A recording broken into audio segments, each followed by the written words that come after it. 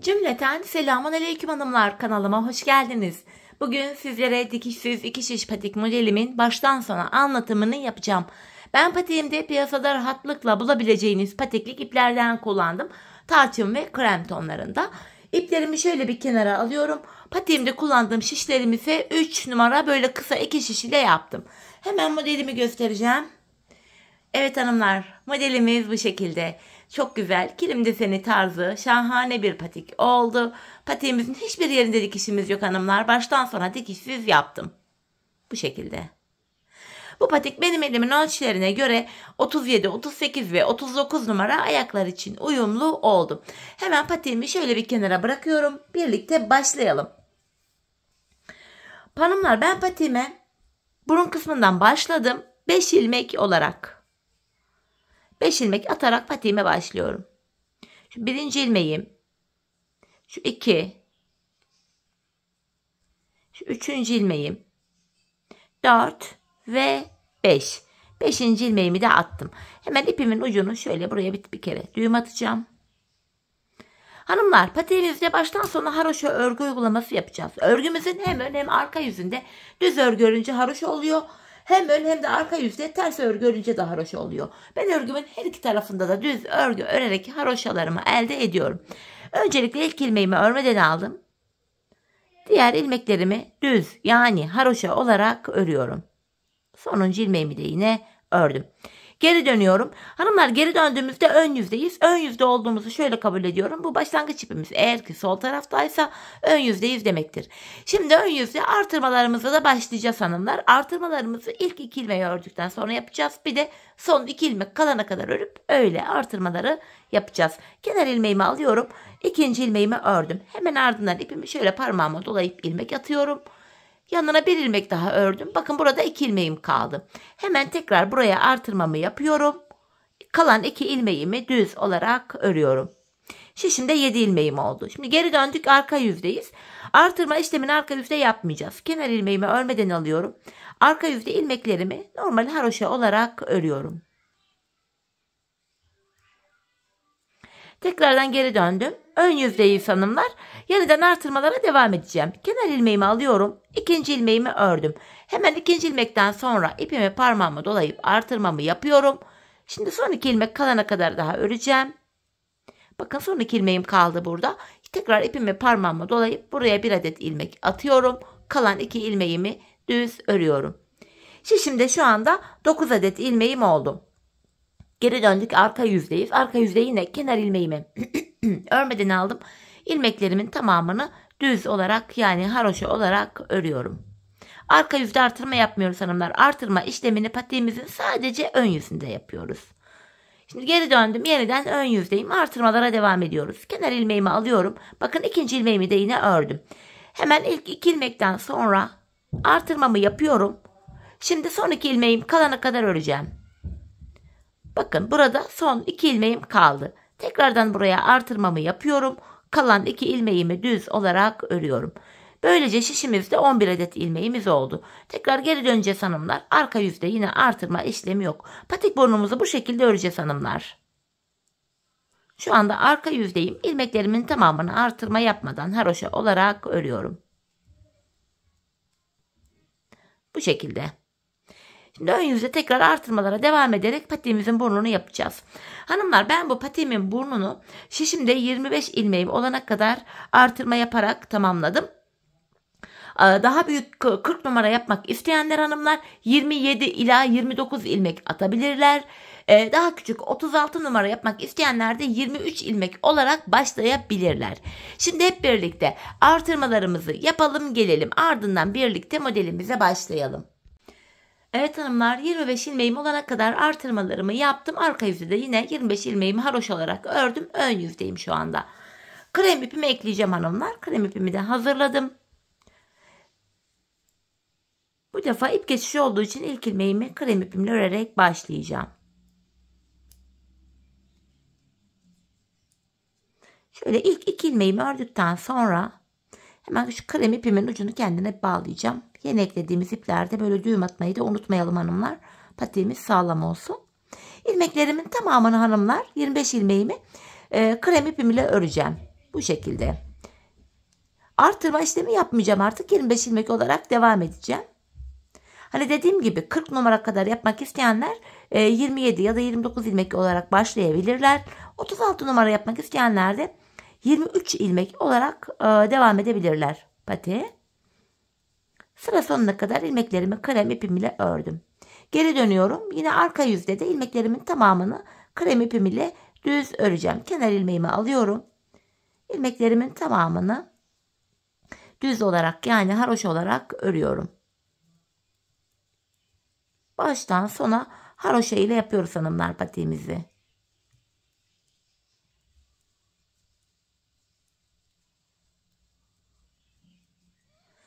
Ve sonuncu ilmeğimi de yine krem ipim ile ördüm. Hanımlar, şimdi patiğimizin ön yüzündeyiz. Modelimize başlayacağız, buradaki desenlerimize. Öncelikle hanımlar, ilk ilmeğimi örmeden alıyorum. İkinci ilmeğimi ördüm. Üçüncü ilmeğimi de yine örüyorum. 23 ilmek başlayanlar 2 ilmek örerek başlayacaklar. 27 ilmek örenler de 4 ilmek olarak başlayacaklar hanımlar modele. Ben 3 ilmeğimi krem ile ördüm. Sonra tarçın rengi ipimi elime alıyorum. 3 ilmek tarçın örüyorum. 1, 2, 3. Şimdi buradaki ilk kare şeklindeki modelimizi yaptık. Arada bir krem ilmeğim var. Örüyorum. Şimdi de aralardaki bu minik modellerimizi yapacağız. Bir tarçın, bir krem, bir tarçın, bir krem. Aradaki bu minik modelimizi de yaptık. Tekrardan kare desenimizi yapacağız. 3 ilmek tarçın örüyorum. Yeniden bir ilmek krem, bir tarçın, bir krem, bir tarçın ve bir ilmek daha krem örüyorum. Şimdi diğer kare modelimizi yapmak için de 3 ilmek tarçın rengi ipim ile örüyorum. Ve şişimde kalan 3 ilmeğimi krem ipim ile ördüm. Bu şekilde. Geldik arka yüze. Hanımlar, arka yüzde model kurulumu yapmıyoruz. İlmekleri gördüğümüz renklerle öreceğiz. Kenar ilmeğimi alıyorum. Krem ilmekleri krem ipim ile ördüm. Dikkat etmemiz gereken nokta şu. İp değişikliği yaparken ipimiz arka tarafta kalacak hanımlar. Bakın, kremimi arkada bıraktım. Tarçın ipimi şöyle çaprazlamasına alıyorum. 3 ilmek tarçın örüyorum. Hemen yanında bir tane kremim var. Krem ilmeğimi krem ipim ile örüyorum. Bakın, ip geçişlerinde iplerimi hep arkada bırakıyorum. Tarçın ilmeklerimi tarçın rengi ipim ile, krem ilmeklerimi de krem ipim ile örüyorum hanımlar. İp geçişlerinde de dediğim gibi iplerimi arkada bırakıyorum. Bu şekilde. Arka yüzde yapacağımız işlem bu. Model kurulumunu ön yüzde yapıyoruz. Arka yüzde de ilmeklerimizi gördüğümüz renklerle örüyoruz hanımlar. Yeniden bir tane kremim var. Krem ile örüyorum. Hemen yanında bir tarçınım var. Yine tarçın ipimi aldım. Onunla örüyorum. Tekrar kremimi krem ile ördüm. 3 ilmek tarçınım var. 3 tarçın ilmeğimi de yine tarçın ipim ile örüyorum. Tekrar kremimi elime aldım. Kalan 3 ilmeğimi krem ipim ile örüyorum. Bu şekilde. Şimdi geri döndük, ön yüzdeyiz hanımlar. Modelimizin ilk sırasını bitirdik. Yani ön yüzde ve arka yüzde modelimizi örünce bir sıra oluyor burada. Şimdi modelimizde ikinci sıradayız. Kenardaki ilmeğimi örmeden alıyorum. 2 kremimi yine krem ile örüyorum. Hanımlar, yine buradaki kare modelimize devam edeceğiz. 3 tarçın ilmeğimi tarçın rengi ipim ile örüyorum. Bakın, bu desenimizi yapacağız şimdi. 3 tarçından sonra krem ipimi aldım. 2 krem örüyorum. Tam ortaya bir ilmek tarçın örüyorum. Yanına 2 tane daha krem örüyorum. Buradaki 3 tarçın ilmeğimizi yine tarçın rengi ipimiz ile örüyoruz. Yeniden krem ipimi aldım. Aradaki minik desenimi yapacağım. 2 krem. Ortaya bir ilmek tarçın rengi ipimle örüyorum. Yanına 2 tane daha kremimi örüyorum. 3 tane tarçın ilmeğimi de yine tarçın rengi ipim ile örüyorum. Şimdi kalan 3 ilmeğimi de krem ipimle örüp ön yüzde sıramı tamamlıyorum. Geri döndüm, arka yüzdeyiz hanımlar. Arka yüzde yine ilmeklerimizi gördüğümüz renklerle öreceğiz. Yani krem ilmeklerimi krem ipim ile, tarçın ilmeklerimi de tarçın rengi ipim ile öreceğim. Yine 3 ilmek tarçınımı bakın tarçın ipim ile örüyorum. Yine ip değişikliği yaparken ipimizi arkada bırakıyoruz, patimizin arka yüzünde. Krem ilmeklerimi krem ile örüyorum.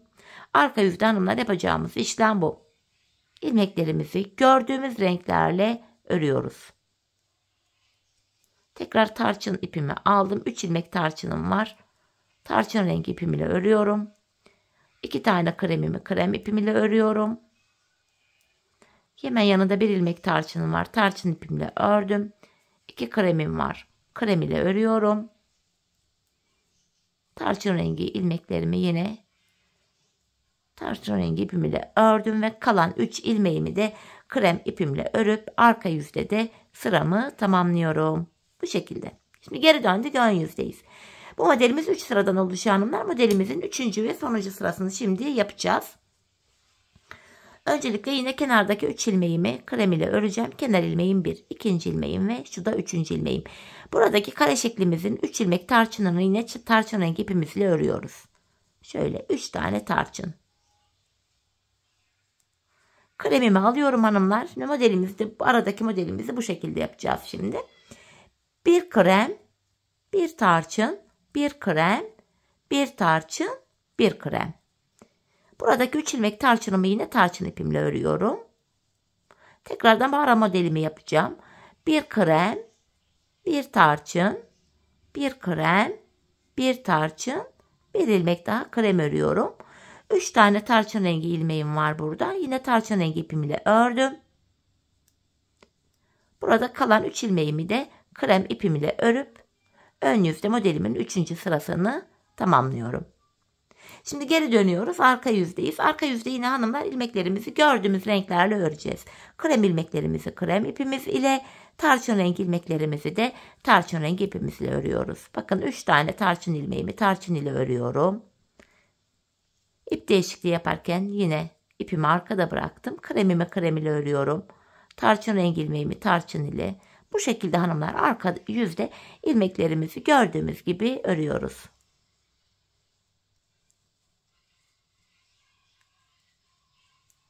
Devam ediyorum. 3 ilmek tarçınım var. Tarçın ipimle örüyorum. Yine tarçınımı arkada bıraktım. Kremimi aldım. Tekrardan ip değişikliği yaptım. Tarçın ipimi elime alıyorum. Bir tarçınımı ördüm. Yeniden bir kremimi krem ile örüyorum. İp değişikliği yaparak arka yüzde bu şekilde örüyoruz hanımlar. Önemli olan ipin arka yüzde kalması ip değişikliğinde. Ön yüzde düzgün bir görüntü oluşsun diye bu şekilde yapıyoruz. Son 3 ilmeğimi de krem ipimle örüp bu şekilde sıramı tamamlıyorum. Bakın ilk modelimizi, desenimizi bitirdik hanımlar. Bu arada hanımlar bakın şöyle ipler birbirine bu modelde çok karışıyor. Bunu da ben şöyle açıyorum.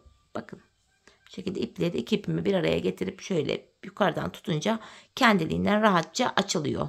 Bu şekilde hanımlar. Yani ip açması da gayet kolay bu modelde. Şimdi hanımlar ilk modelimizi bitirdik. Bakın model aralarında bir diş krem ipimiz ile haroşamızı örüyoruz. Şimdi tarçın ipim burada bekleyecek. İlmeklerimin tamamını krem ipim ile öreceğim. Kenar ilmeğimi alıyorum. İlmeklerimin tamamını krem ipim ile örüyorum. Model aralarında bir sıra bir diş haroşamız var. Krem ipimizle bir diş haroşa örüyoruz model arasında. Ön yüzde ve arka yüzde ilmeklerimizi düz örünce ön yüzde bir diş haroşa düşüyor.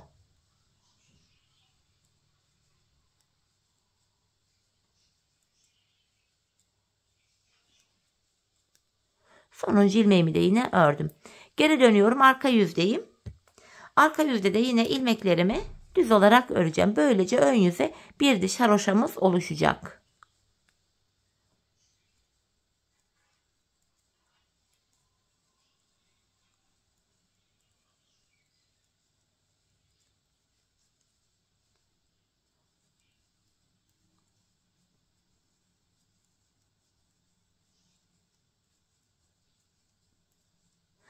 Ve kenar ilmeğimi de ördüm. Evet hanımlar, şöyle baktığımız anda ön yüzde bir diş haroşamız var. Gördüğünüz gibi.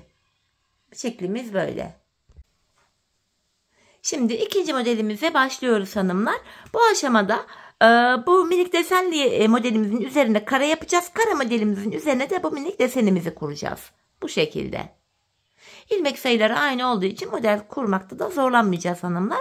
Yine kenardaki 3 ilmeğimi krem ipimle örüyorum öncelikle. Sonrasında bakın burada karemiz vardı. Karemizin üzerine minik desenimizi yapacağız. Tarçın ipimi elime alıyorum. Bir tarçın, bir krem, bir tarçın ördüm. Bakın ilk modelimizi yaptık. Arada bir tane kremim var. 3 tane tarçın rengi öreceğim şimdi de. Bakın minik desenimizin üzerine de kare şeklimizi oluşturduk. Tekrardan kremimi alıyorum. Bir krem, bir tarçın, bir krem, bir tarçın ve bir tane daha krem örüyorum. Tekrar tarçın rengi ipimi aldım. 3 ilmek örüyorum. Kremimi aldım. Bir krem, bir tarçın, bir krem, bir tarçın. Minik desenimi de yaptım buraya. Sadece şekillerin yerleri değişti hanımlar. Kalan 3 ilmeğimi de krem ipim ile örüyorum. Bu şekilde. Hanımlar arka yüzde ilmeklerimizi gördüğümüz gibi örelim gelelim. Arka yüzde ilmeklerimi gördüğüm gibi ördüm geldim hanımlar. Şimdi ön yüzdeyiz. Modelimizin ikinci sırasını yapacağız. Bu sıramızda kenar ilmeğimi aldım. İkinci ilmeğimi örüyorum. Üçüncü ilmeğimi de ördüm. Hemen buradaki tarçın ilmeğimi de krem ile örüyorum. Bu aradaki iki tarçın ilmeğimin ortasındaki kremimi tarçın rengi ipim ile örüyorum. Yanında 2 tane kremim var. Burada hanımlar tekrar tarçın ipimi aldım. 3 tane kare olan tarçın ilmeğimi yine aynı şekilde örüyorum. Tekrar kremimi aldım. 2 krem, 1 tarçın, 2 krem örüyorum. 3 tane tarçın ilmeğimi yine tarçın ipimle örüyorum. Tekrardan kremimi aldım. 2 krem, 1 tarçın, ardından kalan 4 ilmeğimi de krem ipim ile örüyorum hanımlar. Ön yüzde modelimizin ikinci sırasını da bu şekilde tamamladık. Arka yüzde ilmeklerimizi gördüğümüz gibi örelim gelelim. Evet hanımlar arka yüzde ilmeklerimi ördüm. Ön yüzdeyiz. İkinci modelimizin üçüncü ve sonuncu sırasını yapacağız şimdi. Yine kenardan hanımlar kenar ilmeğimi alıyorum. İkinci ilmeğimi ördüm. Üçüncü ilmeğimi de krem ipim ile ördüm. Şöyle tekrar tarçın ipimi elime alıyorum. Bir tarçın, bir krem, bir tarçın, yanına bir tane daha krem örüyorum. Buradaki 3 tane ilmeğimizi yine renkli ipimizle örüyoruz. Tekrardan aradaki minik desenimi yapacağım şimdi. Bir krem, bir tarçın, bir krem, bir tarçın, bir krem. 3 tane tarçın ilmeğimi yine tarçın ipimle örüyorum. Tekrardan bir krem, bir tarçın, bir krem, bir tarçın ördüm ve kalan 3 ilmeğimi de krem ipim ile örüyorum. Modelimizin 3. ve sonuncu sırasını da bu şekilde tamamladık. Şimdi arka yüzde ilmeklerimizi gördüğümüz renklerle örelim gelelim. Evet hanımlar arka yüzde yine ilmeklerimi gördüğüm renklerle ördüm geldim. Tekrar ön yüzdeyiz. Bakın ikinci modelimizi de bitirdik. Şimdi hanımlar yapacağımız işlem şu. Bir diş yine krem ipimizle haroşa öreceğiz. Çünkü model aralarında bir diş haroşamız var. Bakın şu şekilde. Ardından 3. modeli yapacağız. Hanımlar bakın sırasıyla 3. modelde de kare olan modelin üzerine bu minik desenden, bu minik desenli modelin üzerine kare olandan yapacağız. Yani ilk modelle aynı şekilde 3. modelimizi yapacağız. 3. model bittikten sonra yine bir diş krem haroşamızı öreceğiz. Sonrasında 4. modeli yapacağız. 4. modelde de yine bu desenlerimiz yer değiştirecek. Yani karenin yerinde bu desenimiz, bu desenin yerinde kare modelimiz olacak. Bu şekilde toplamda 4 tane model yapacağız. Zaten ilk 2 modeli birlikte yaptık. Şimdi diğer 2 modeli de yapalım hanımlar. Ve bu 4. sonuncu modelimiz bittikten sonra yine bir diş krem haroşamızı örelim gelelim. Ardından birlikte bilek ayrımını yapalım. Evet hanımlar ben patiğimin ön bölümünü tamamladım ve geldim 4. modelimden sonra krem ipimle buraya bir diş haroşamı ördüm. Şimdi bilek bölümünde kesimlerimiz olacak hanımlar. Öncelikle kenardaki 9 ilmeğimi yine haroşa olarak öreceğim. Kenar ilmeğim 1, ikinci ilmeğim 3, 4, 5, 6, 7, 8 ve 9. Bu arada hanımlar bu tarçın rengi ipimi kestim arkaya da bağladım. Çünkü bu bölümde artık tarçın rengi ipimizi kullanmayacağız. Kenardan 9 ilmeğimi ördüm. Şimdi 7 ilmek keseceğim hanımlar. İlmekleri ikişer ikişer toplayarak kesiyorum. Bakın şu birinci kesimim. Yine ikişer ikişer şöyle toplayarak keseceğim. İkinci kesimim. 3, 4, 5, 6, 7. 7 ilmek kestim hanımlar. Baktığımızda da burada da 4, 8 bir de burada 9. Burada da 9 ilmeğimiz kaldı. Ortadan 7 ilmeğimizi kestik. İlmek sayısını az yapanlar ya da benden fazla yapanlar da yine aynı şekilde kesim yapacaklar hanımlar. Kenarlarda 9'ar ilmek bırakacaklar. Aralardaki ilmekleri kesecekler. Şimdi öncelikle hanımlar biz bu patiğimizin Bu sol kenarını yapacağız. Bu bölümü yapacağız. Şimdi burada 9 adet ilmeğim var. 9 ilmek üzerinden haroşalarımı öreceğim. Yani aynı şimdi bakın. İlk ilmeğimi aldım. 9 ilmek üzerinden haroşa örmeye devam edeceğim. Buradaki 9 ilmeğimi örüyorum. Tekrardan geri döndüm hanımlar. Arka yüzdeyiz. Arka yüzde de yine haroşa olduğu için ilmeklerimi bu şekilde düz örüyorum. Bu şekilde. Tekrar geri döneceğiz hanımlar. Yeniden buradaki 9 ilmek üzerinden haroşalarımızı yapacağız. Şöyle hanımlar, buraya baktığımız anda ilk haroşamız modelimizin önünde son sırada yaptığımız haroşaydı. Onun haricinde buraya bir diş haroşamız oluştu. Hanımlar, bu şekilde 9 ilmek üzerinden bu bölümde 9 diş 9 sıra haroşa olana kadar patiğimizin bu sol kenarını örelim gelelim. Sonra birlikte artırmalara başlayalım. Evet hanımlar, bakın burada 9 diş haroşam olana kadar bu kenarımızı ördüm. Şimdi artırma yapacağız hanımlar. Öncelikle artırmaları şöyle yapacağız. Bu bilek tarafına gelen bölümden yapacağız. İlk ilmeğimi örmeden alıyorum. Ardından hanımlar tam olarak burada bakın öndeki ilmeğime bakın haroşalı bölümü var. Ön kısımda burası. İlmeğin burası. Bunu alıp düz olarak örüyorum hanımlar. İlk artırmamı yaptım. Sonra sırayla diğer ilmeklerimi de düz olarak örüyorum. Bir ilmek arttı. Şişimizde 10 ilmeğimiz oldu. Ön yüzde artırmalarımızı yapıyoruz. Şimdi geri döndük. Arka yüzdeyiz. Arka yüzde hanımlar artırma işlemi yapmıyoruz. İlmeklerimizi yine tamamen haroşa olarak örüyoruz. Bakın tekrar ön yüzdeyim. Yine aynı şekilde artırmalarımızı yapacağız. Yine kenardaki ilmeğimi alıyorum. Hemen bakın. Bu ikinci ilmeğimin önündeki bakın şu haroşa bölümün burasına şişimi takıyorum. Bunu düz olarak örüyorum. Diğer ilmeklerimi de yine düz olarak öreceğim sıra sonuna kadar. Böylece hanımlar 11 ilmeğimiz oldu. Bu şekilde 14 ilmeğimiz olana kadar artırma yapacağız. Şimdi arka yüzdeyim yine. Arka yüzde yine ilmeklerimi haroşa olarak örüyorum.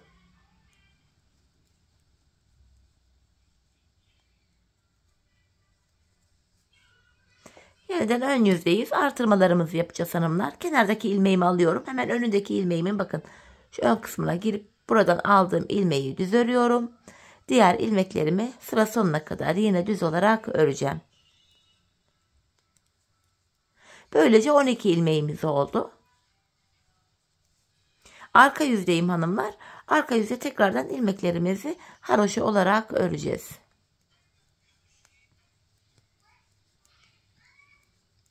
Hepsini ilmeklerin düz olarak örüyorum. Bakın tekrar ön yüzdeyiz. Böyle bir tüy gelmiş, çekelim. Devam edeceğiz yine artırmalarımıza. Bakın ilk ilmeğimi alıyorum. Ardından hemen önündeki ilmeğimin bu üstüne şişimi taktım. Buradan aldığım ilmeğimi de yine düz örüyorum.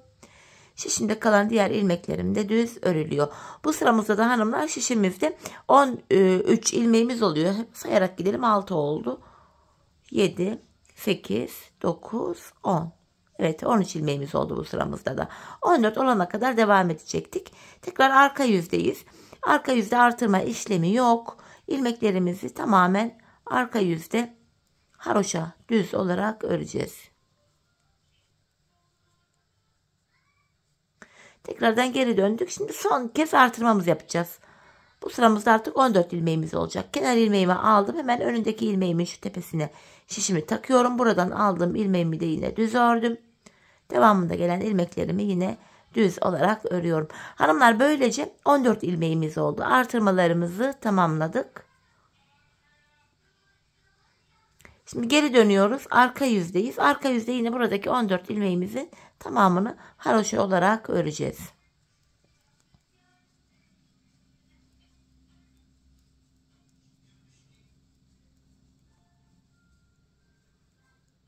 Bu şekilde.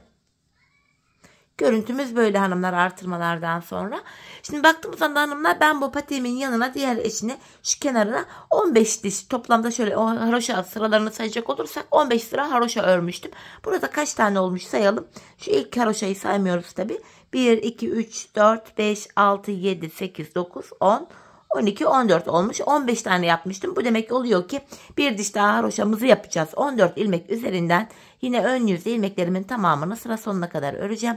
Ön yüzde ve arka yüzde ilmeklerimizi örünce bir diş haroşa düşüyor hanımlar.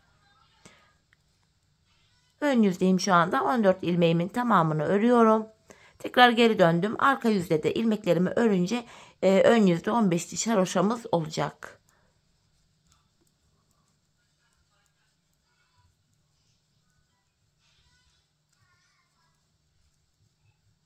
Kenar ilmeğimi de yine ördüm.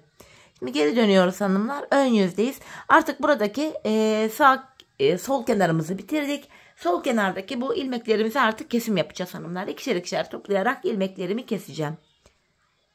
Bakın şöyle gevşek bir kesim yapıyorum hanımlar.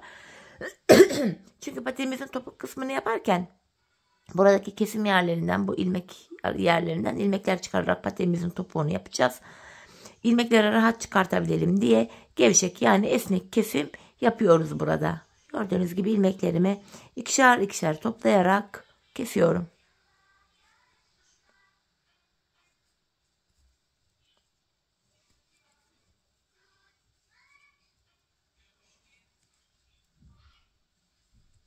Son bir ilmeğim kaldı. Burada da yine kesimimi yapıyorum. En son şuraya bir tane bir zincir çekip ipimizi keseceğim hanımlar. Şöyle düğüm atacak kadar minik bir ip bırakıyorum. Evet hanımlar. Sol kenarımızı bitirdik. Şimdi aynı şekilde sağ kenarımızı yapacağız. Bu defa arka yüzden ipimizi ekleyeceğiz. Bakın buradaki 9 ilmek üzerinden işlem yapacağız. İpimi buradan ekleyerek örmeye başlayacağım. Sol kenarı nasıl yaptıysak sağ kenarı da hanımlar aynı şekilde yapacağız. Hemen şu ipimin kenarın içe doğru alıyorum. Yanına bir ilmek daha ördükten sonra bu ipimin ucunu arka yüzde düğüm atacağım. Burası sökülmesin diye. Hemen şuraya şöyle 2 tane düğüm atıyorum. Sonrasında hanımlar ilmeklerimi tekrardan düz olarak örmeye devam edeceğim. Yani haroşa.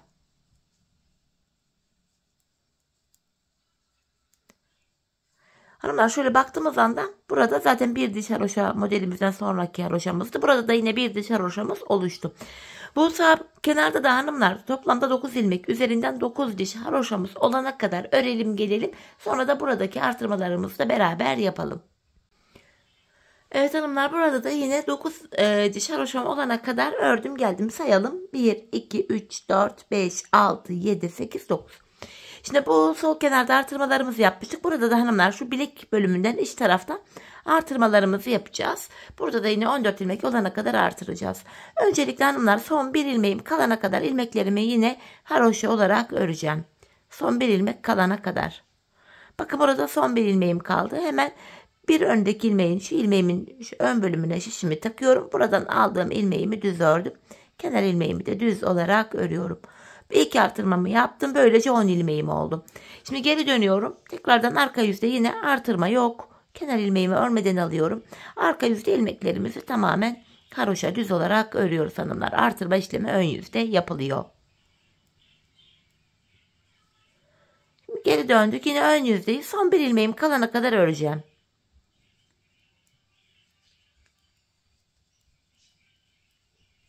Son kenar ilmek kalana kadar örüyoruz ön yüzde. Bakın hanımlar bir öndeki ördüğüm bakın şu ördüğüm ilmeğin ön bölümünde şu ilmeğimin kenarına şuraya şişimi takıyorum. Buradan aldığım ilmeğimi de yine düz ördüm. Kenar ilmeğimi de düz örüyorum. Böylece 11 ilmeğimiz oldu. Geri dönüyoruz. Yine arka yüzdeyiz. Arka yüzde tekrardan ilmeklerimizi haroşa olarak örüyoruz. Tekrardan şöyle geri döndük. Yine kenar ilmeğimi aldım. Ön yüzdeyim ve yine son bir ilmeğim kalana kadar öreceğim.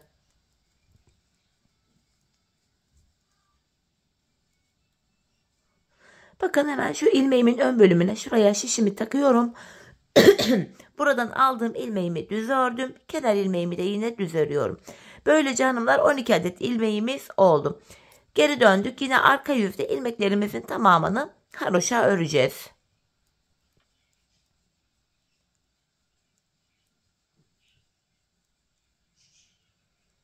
Tekrar ön yüzdeyiz. Yine artırmamızı yapacağız hanımlar. Son bir ilmeğim kalana kadar öreceğim.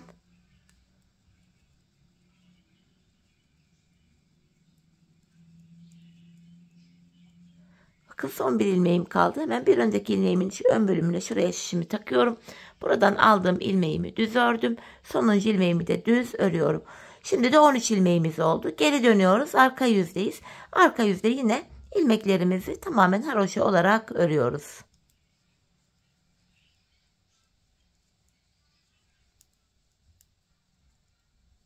Tekrar ön yüzdeyiz hanımlar. Son kez artırmamızı yapacağız. Artık bu sıramızda 14 ilmeğimiz olacak. Tekrardan son bir ilmeğim kalana kadar ilmeklerimi öreceğim. Bakın son bir ilmeğim kaldı. Hemen ilmeğimin şu ön bölümüne şuraya şişimi takıyorum. Bunu düz ördüm. Kenar ilmeğimi de düz örüyorum. Böylece hanımlar 14 ilmeğimiz oldu. Şimdi arka yüzdeyiz. Arka yüzde ilmeklerimi yine haroşa olarak öreceğim. Burada da diğer tarafı 15 diş haroşa olarak örmüştüm. Bu kenarı da 15 diş olarak öreceğim. Hanımlar bu aşamada diğer tarafı örerken söylemeyi unuttum. Ölçü alarak yapmanızda fayda var. Büyük ya da küçük yapacaksanız artık nasıl yapacaksanız ölçü alarak yapın. Şöyle ki patiğinizi ayağınıza tutun hanımlar. Bakın. Ben şöyle ölçü aldığıma da bakın gelerek ölçü alıyorum. Topuk bölümüne tam geliyor. Siz de bu şekilde ölçünüzü alın. Şimdi bıraktığım anda daha küçük duruyor. Ama haroşa esnek bir örgü türü olduğu için böyle esneterek ölçü alıyorum. Bakın topumun kenarına gelene kadar yaptım. Sizin de bu şekilde yapmanız gerekiyor. Böyle ölçü alarak yaparsanız patiğiniz ayağınıza tam olur. Şimdi bu kenarımızda da 15 diş haroşamız olmuş mu bir bakalım. İlkini saymıyorduk. 1, 2, 3, 4, 5, 6, 7, 8, 9, 10. 11, 12, 13, 14 olmuş. 14 ilmek üzerinden bir diş haroşa daha yapacağım. 15 diş haroşam olacak. Sonra burada da kesimlerimi yapacağım hanımlar.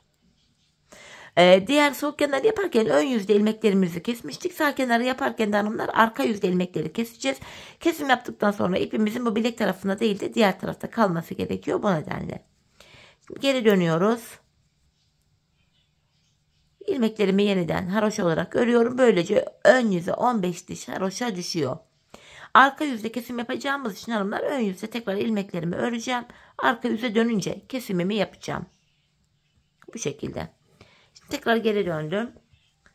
Yine ön yüzdeyiz. 15 diş haroşamız oldu ama arka yüzde kesim yapmaya başlayacağım için ön yüzde yine buradaki 14 ilmeğimi öreceğim.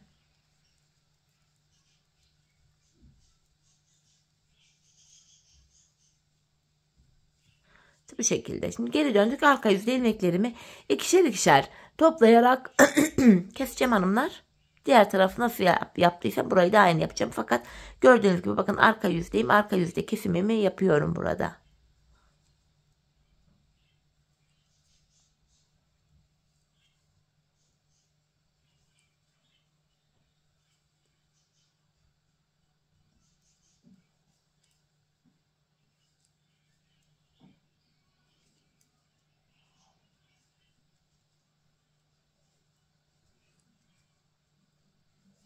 Bakın son bir ilmeğim kaldı. Bunu da yine kestim. Sonra hanımlar şuraya burası sık olsun diye şöyle 2 tane sıkı bir zincir çekip buradaki ipimi de kesiyorum. Hanımlar böylece patiğimizin üst bölümünü bitirdik. Görüntümüz şöyle. Patiğimiz görüntü itibariyle böyle duruyor. Şimdi hanımlar patiğimizin yanlarına başlayacağız. Şimdi kenarlarımıza başlayacağız hanımlar. Yani şu bölümlere. Kenarımızda ilk sıramızı bu şekilde tarçın rengi ipimle yaptım ben. Çok şık gösterdi patiğimizin bu kenarını da. Hemen tarçın rengi ipimi alacağım. Bu kenarlardan ilmekler çıkaracağız hanımlar. Bakın kenar ilmek yerlerimiz kendini gösteriyor. Belli burada. Buralardan ilmekler çıkartacağız. Hemen şu ilk kenar ilmek yerine hemen bakın yeri belli. Buraya ilmeğin iki kanadına birden giriyorum.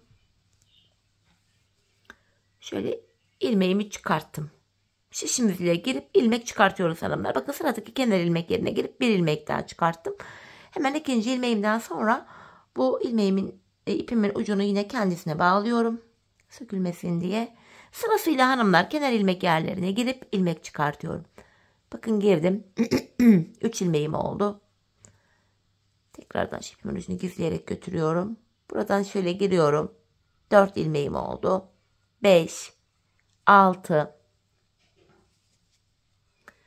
7, 8, 9, 10, 11, 12, 13, 14, 15, 16, 17, 18, 19, 20, 21, 22, 23, 24, 25, 26, 27, 28, 29, 30, 31, 32. Bakın tarçın bölüme geçtim. Devam edeceğim oradan ilmek çıkartmaya. 33, 34, 35, 36, 37, 38, 39, 40, 41, 42 ve 43. Bu kenarımızdan 43 tane ilmeğimizi çıkarttık hanımlar. Geldik patiğimizin burun kısmına. Patiğimizin burnunu 5 ilmek olarak başlamıştık. 5 ilmek başladığımız yerden 5 ilmek çıkaracağız. Hanımlar bu aşamada sizler bu bölümde hani böyle boyu kısa şöyle minik misinalı şişler oluyor ya, onlardan da kullanabilirsiniz. Bende öyle bir şiş yok. Ayrıca ben misinalı şişim, yani öyle olsa bile kullanamadığım için ben böyle kısa şişlerle patiğimizin bu kenarlarını yapacağım.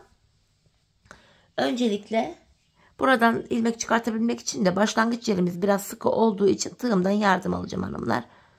İlk 5 ilmek başladığım yerden tekrar 5 ilmek çıkartıyorum. Birinci ilmeğimizde başlangıç yerlerine gelip ilmek çıkartıyoruz. Şu 2 oldu. Şu 3. Şu 4 ve 5. 5 ilmek başladığımız yerden burada 5 ilmek çıkarttık. Sonra diğer şişimi alıyorum. Bu kenardan 43 ilmek çıkartmıştık. Buradan da yine 43 ilmek çıkartmamız gerekiyor. Buradan da yine sırasıyla ilmek yerlerinden girerek, kenar ilmek yerlerinden girerek ilmeklerimi çıkartacağım. 43 adet ilmek de buradan çıkacak hanımlar. Bakın 5 ilmeğim oldu. 6, 7, 8, 9, 10. Krem bölüme geldim. 11, 12, 13, 14, 15, 16, 17, 18, 19, 20, 21, 22, 23, 24, 25, 26.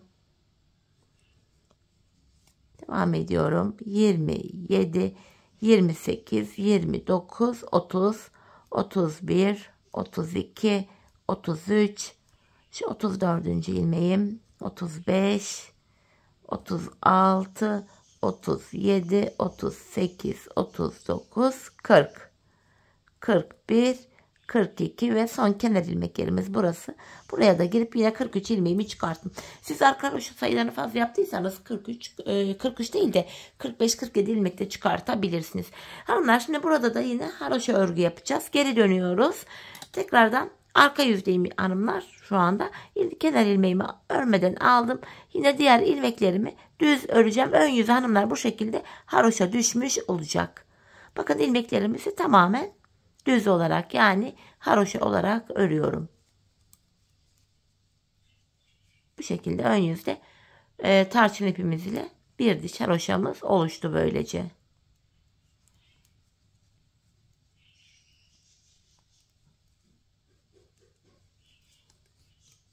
İlk işimdeki ilmeklerimi örüyorum şu anda.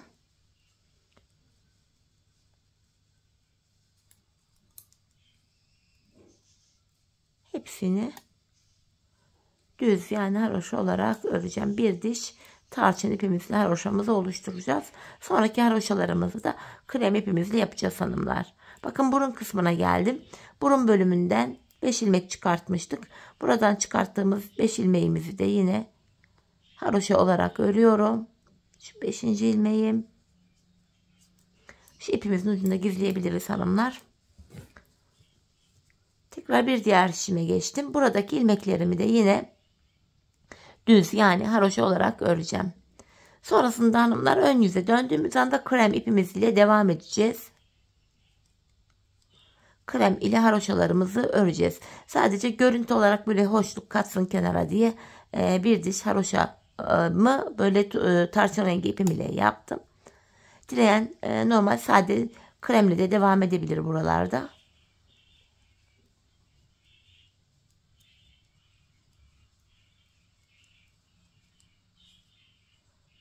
Şöyle ilmeklerimi tutuyorum.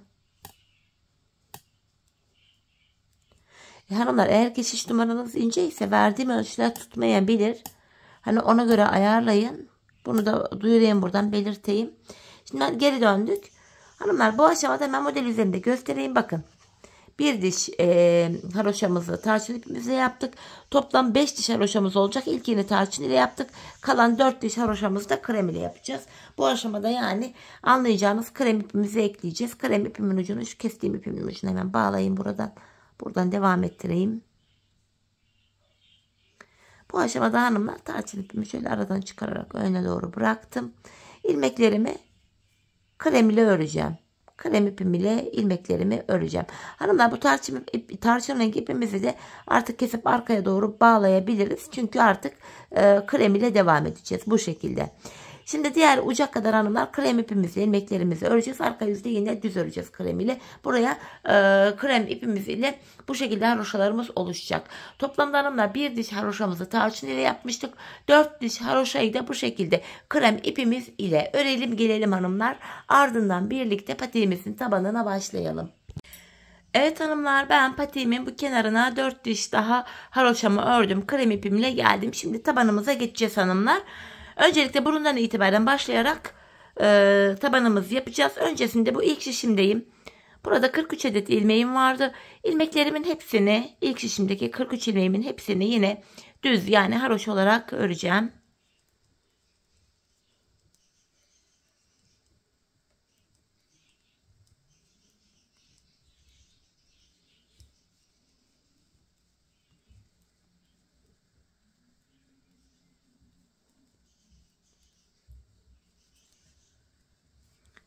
Devam ediyorum, yine ilk şişimdeyim. Burundan itibaren de taban yapacağız hanımlar.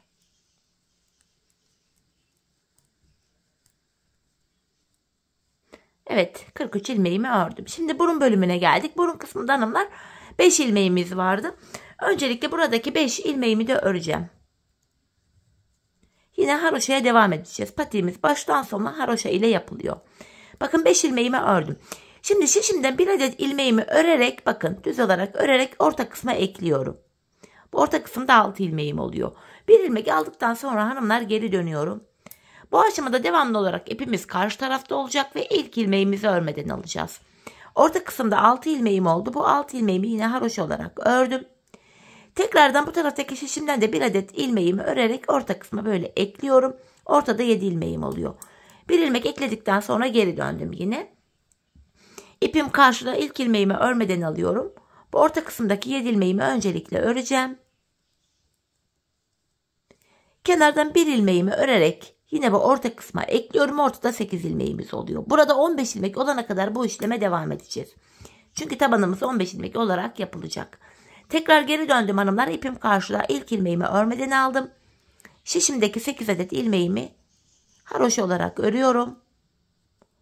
Ardından hemen şişimden bir ilmeği örerek orta kısma ekledim. Orta kısımda 9 ilmeğimiz oldu. Bir ilmek ekledikten sonra geri döndüm. İpim karşıda, ilk ilmeğimi örmeden alıyorum. Orta kısma denk gelen 9 ilmeğimi örüyorum. Bu şekilde. Şimdi şişimden bir adet ilmeğimi örerek yine orta kısma ekledim. Bu defa 10 ilmeğimiz oldu. Geri dönüyorum yine. İpim karşıda. İlk ilmeğimi örmeden aldım. Şimdi buradaki 10 ilmeğimi öreceğim.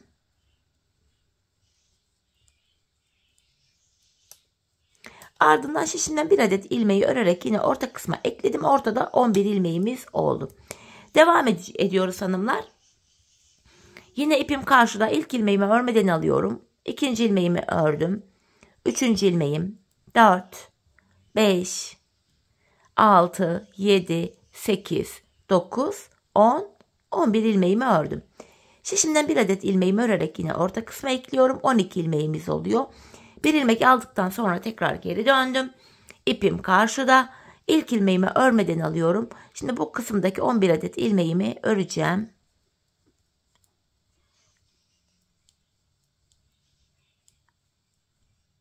Bakalım 12 ilmeğimiz oldu. Pardon, 12 ilmeğimi ördüm. Şişimden bir adet ilmeğimi örerek orta kısma ekliyorum. Orta kısımda 13 ilmeğimiz oldu.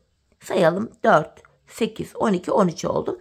Son kez bu işlemi yapacağız hanımlar. 15 ilmek olacak. Sonra 15 ilmek üzerinden devam edeceğiz. Yine ipim karşıda. İlk ilmeğimi örmeden aldım. Bu orta kısımdaki 13 ilmeğimi öreceğim.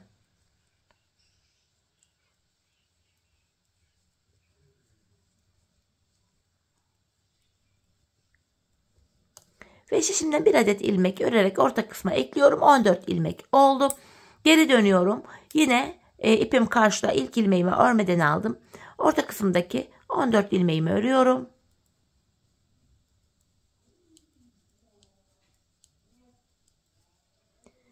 Ve şişimden bir adet ilmeğimi örerek orta kısma ekledim. Ortada 15 ilmeğimiz oldu hanımlar böylece. Artık 15 ilmek üzerinden patiğimizin tabanını örmeye başlayacağız. Hanımlar bu aşamada yapacağımız işlem şu. Yine ipimiz karşıda olacak ve ilk ilmeğimizi örmeden alacağız.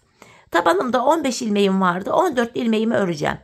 Yani bu taban kısımda son bir ilmek kalana kadar öreceğim. Bakın 14 ilmeğimi ördüm. Bakın burada 15. ilmeğim var. 15. ilmeğimi örerken şişimden de bir ilmek alıyorum. İkisini birlikte keserek örüyorum. Kesimden sonra tekrar geri dönüyorum. İpim karşıda. İlk ilmeğimi örmeden aldım. Tekrardan ilk 14 ilmeğimi öreceğim. Sayarak gidelim. Bakın 4 ilmek oldu. 5, 6, 7, 8, 9, 10, 11, 12, 13, 14. 15. ilmeğimi örerken şişimden de yine bir ilmek alıyorum. 15. ilmeğimle birlikte ikisini keserek örüyorum. Tekrar geri dönüyorum. İpim yine karşı tarafta. İlk ilmeğimi örmeden alıyorum. İkinciyi örüyorum. 3, 4, 5, 6, 7, 8, 9, 10, 11, 12, 13, 14. Bakın burada son bir ilmek kaldı. Bu 15. yani sonuncu ilmeğimi örerken şişimden ilmek alıyorum. İkisini keserek örüyorum. Böylece 15 ilmek üzerinden devam etmiş oluyoruz. Yine ipim karşıda. İlk ilmeğimi örmeden aldım. Tabanımda son bir ilmeğim kalana kadar öreceğim. Yani ilk 14 ilmeğimizi örüyoruz. 15. ilmeğimizi örerken kesim yapıyoruz. Kesim yaptıktan sonra geri dönüyoruz hanımlar. Bu şekilde devam ediyoruz. Bakın 15. ilmeğimi örerken şişimden de bir ilmek alıyorum. İkisini keserek örüyorum. Kesimden sonra geri dönüyoruz. Yapacağımız işlem bu hanımlar. Patiğimizin tabanı bu şekilde 15 ilmek üzerinden örülecek. Biz bu kesme işlemine bu sağ ve sol şişimizdeki ilmeklerimiz bitene kadar devam edeceğiz ve böylece patiğimizin tabanı bu şekilde tamamlanacak. Şimdi hep birlikte bu sağ ve sol şişimizdeki ilmeklerimiz bitene kadar patiğimizin tabanını sizlere tarif ettiğim gibi 15 ilmek üzerinden keselim ve gelelim. Evet hanımlar, patiğimin tabanını sizlere tarif ettiğim gibi ördüm ve geldim. Kenar işlerindeki ilmeklerim bitti. Burada sadece 15 ilmeğim kaldı. Şimdi 15 ilmek üzerinden patiğimizin topuk kısmını yapacağız. Yine burada da haroşa örgüye devam ediyoruz hanımlar. İpim karşıda, ilk ilmeğimi örmeden alıyorum. Son 2 ilmeğim kalana kadar ilmeklerimi öreceğim. Yani 13 ilmeğimi öreceğim.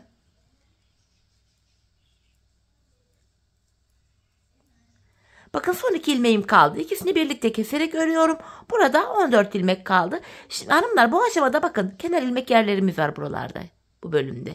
İlmeğin iki kanadına birden girerek ilmek çıkartıyorum buradan. Yeniden 15 ilmeğim oldu. Böylece patiğimizin bu arka kısmı kenarlarına da eklenmiş oluyor. Şimdi geri dönüyoruz. İpim yine karşıda, ilk ilmeğimi örmeden alıyorum. Tekrardan son 2 ilmeğim kalana kadar ilmeklerimi öreceğim.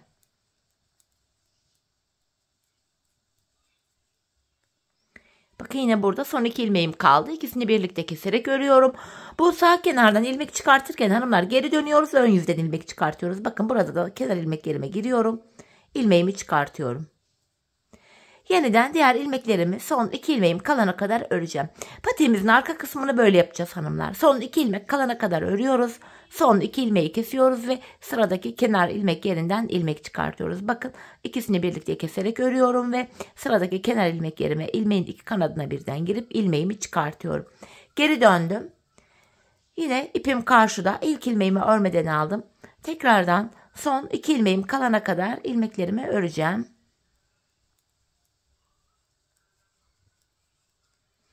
Bakın son 2 ilmeğimin ikisini birlikte keserek örüyorum.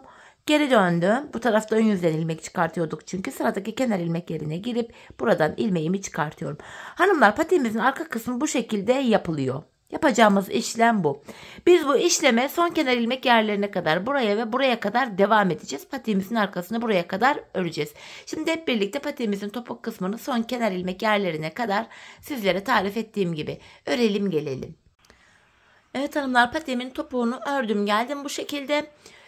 Şimdi ilmeklerimizi keseceğiz artık. Şişimizde 15 ilmeğimiz vardı. Kesimimizi yapacağız. Yine ilmeklerimizi ikişer ikişer toplayarak kesiyoruz. Hani dileyen tığ ile de kesim yapabilir hanımlar, fark etmez. Tığla da artık hangisiyle kolay kesim yapabilirseniz. Hemen onu da şöyle göstereyim. Tığımı alıyorum. Aslında tığ ile daha rahat kesiliyor. İlmekleri bu şekilde ikişer ikişer toplayarak kesiyoruz. Yine esnek bir kesim yapalım hanımlar. Ayak bileğinin girdiği yer olduğu için, ayağın girdiği bölüm olduğu için boğaz kısmı. Burası esnek olsun.